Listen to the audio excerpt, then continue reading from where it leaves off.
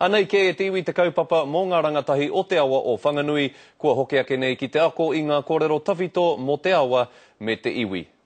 Mai anō i te wā te kaumātahi tōna pakeke, kua aru atua Ashley Pātea i te tira hoi waka.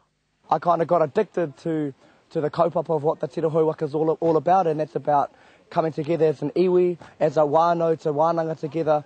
Kua rua te kaumārua tau te kaupapa te tira hoi waka e haere ana.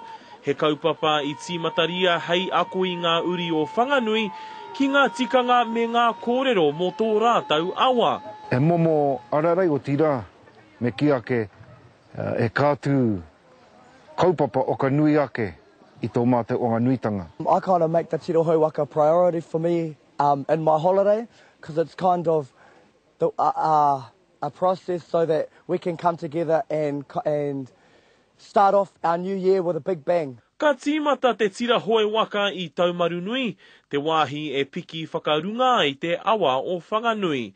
Mai reira ka hoe rātau mo te 200 kilomita i roto i te rua wiki. I roto i te tau, ka uri teiwi ki te okarite i te aere. I a rātau no, o tira i o mātou marae. Ki tai ai te tira oi waka te tai atu, te noo ake ki runga i ngā marae, me ngā kainga tauito a kui mā koroma.